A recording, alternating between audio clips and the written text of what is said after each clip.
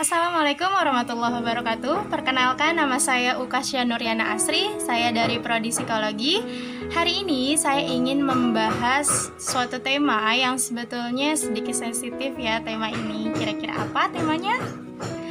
Oke, kali ini saya ingin membahas tema tentang semangat toleransi dalam beragama. Sebetulnya menurut saya pribadi gitu ya, sebenarnya toleransi sampai saat ini belum menemukan benang merahnya menurut saya. Kenapa? Karena masih ada saja gitu ya sikap-sikap diskriminasi yang diberikan oleh orang-orang, oleh ya kalangan-kalangan tertentu di antara perbedaan dan keragaman yang ada seperti itu. Dan sebetulnya kalau kita bahas sebenarnya toleransi itu apa sih? Makna dari toleransi itu apa dan seperti apa? Kalau toleransi menurut saya itu ya sikap saling menghargai, saling menghormati dengan keberagaman dan perbedaan yang ada di alam semesta ini. Seperti itu. Keberagaman dan perbedaan-perbedaan yang ada di alam semesta ini sudah menjadi sunatullah gitu ya, terjadi dan ada gitu di dunia ini. Jadi pintar-pintarnya kita nih yang memiliki agama, yang memiliki ideologi, yang memiliki akal sehat untuk bisa menghadapinya dengan hal-hal yang positif, dengan menerima perbedaan yang ada dan bukan malah mendiskriminasi seperti itu. Nah, kalau bicara tentang toleransi, pasti ada banyak ya bentuk-bentuknya, mulai dari toleransi dalam berpolitik, toleransi dalam bersosial, toleransi dalam budaya, suku dan budaya, dan juga toleransi dalam beragama tentunya.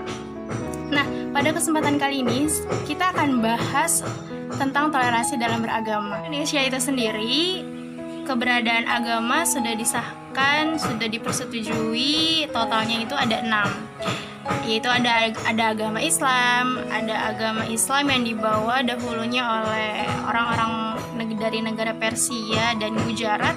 Kemudian ada agama Kristen, Protestan, dan Katolik, menyusul dibawa oleh orang-orang yang berasal atau orang-orang dari negara Portugis dan Belanda. Kemudian ada agama Buddha dan Hindu yang menyusul dibawa oleh orang-orang dari negara India atau orang asli India.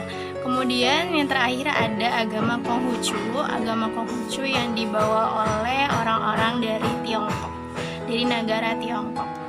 Dan sebetulnya adanya berbagai macam agama, adanya berbagai macam pemahaman ideologi, pasti akan muncul suatu perbedaan, suatu keberagaman yang beraneka ragam, dan tidak jarang pula pasti adanya pergesekan, adanya konflik yang ditimbulkan dari perbedaan keragaman dari agama itu sendiri seperti itu.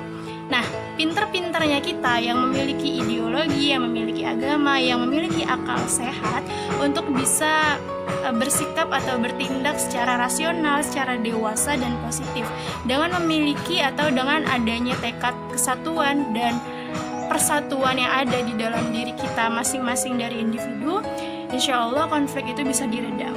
Kita bicara konflik, pasti sudah ada hal yang memicu konflik itu terjadi, konflik itu timbul seperti itu. Dan mungkin saya akan menyebutkan beberapa konflik yang menyebabkan pergesekan toleransi itu terjadi. Dan mungkin diantaranya itu sebetulnya kurangnya pemahaman dari seseorang atau dari suatu individu tertentu yang menyebabkan dia dia salah paham seperti itu. Jadi ilmu yang dia miliki belum terlalu mumpuni mengenai pengetahuan tentang agamanya sendiri atau bahkan tentang agama orang lain. Jadi dengan mudah dia langsung mendiskriminasi orang atau kalangan tertentu yang berbeda dengan dirinya seperti itu.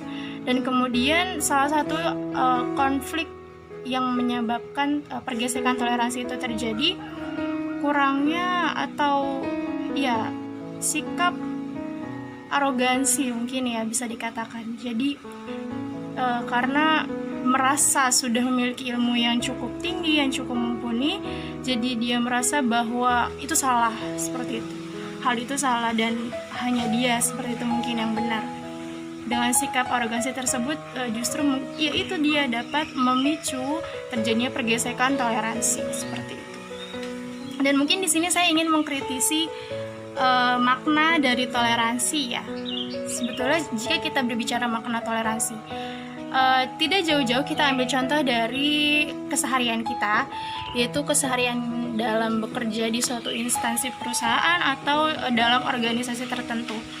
Jika di suatu waktu atau suatu masa ada perayaan hari raya agama tertentu, saya khususnya agama Islam, mungkin ada sebagian orang yang merasakan jika memiliki atasan atau ya seperti itu yang memiliki agama lain atau berbeda dari Islam, kita diharapkan untuk bisa menghormati atau mentoleransikan itu dengan mengucapkan selamat hari raya untuk mereka. Dan memang di agama saya, agama Islam melarang hal itu. Jadi mungkin ada suatu paksaan yang mengharuskan suatu anggotanya untuk mengucapkan hal itu, padahal di agamanya tidak diperkenankan seperti itu. Dan menurut saya itu bukan makna dari toleransi, karena di setiap agama, di setiap kepercayaan pasti sudah memiliki set of value-nya yang pasti juga dimiliki oleh agama yang lain. Jadi mungkin bisa dipahami lebih lagi tentang toleransi, tentang makna toleransi itu sendiri, sehingga bisa harmonis gitu ya, tidak terjadi paksaan.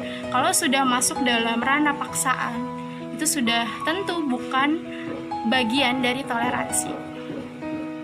Kalau kita sudah berbicara tentang toleransi, tentang penyebabnya, tentang bentuk-bentuknya, tentang pergesekannya apa saja, sekarang saya ingin membagikan atau men-share toleransi, contoh toleransi yang sebetulnya ternyata toleransi itu sudah ada loh sejak zaman dahulu, sejak zaman Nabi.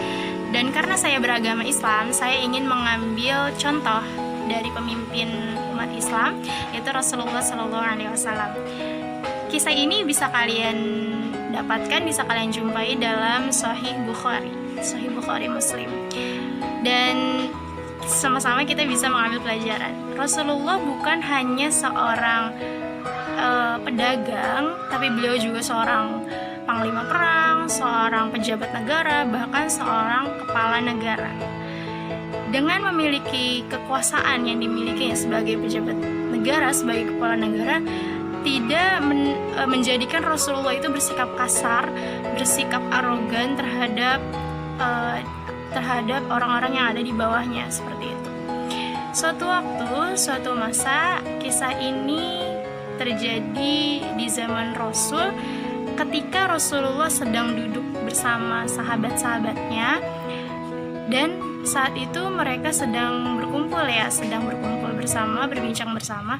Kemudian ada rombongan jenazah Yahudi yang lewat di area Rasulullah berkumpul dengan sahabat-sahabatnya. Kemudian tiba-tiba Rasulullah berdiri. Nah, apa yang menyebabkan Rasulullah berdiri? Nah, para sahabatnya kan bingung.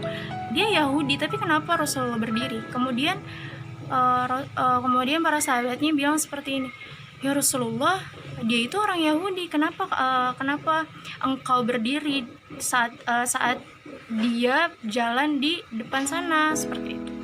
Kemudian Rasulullah menjawab dengan indahnya, bukankah dia juga seorang manusia?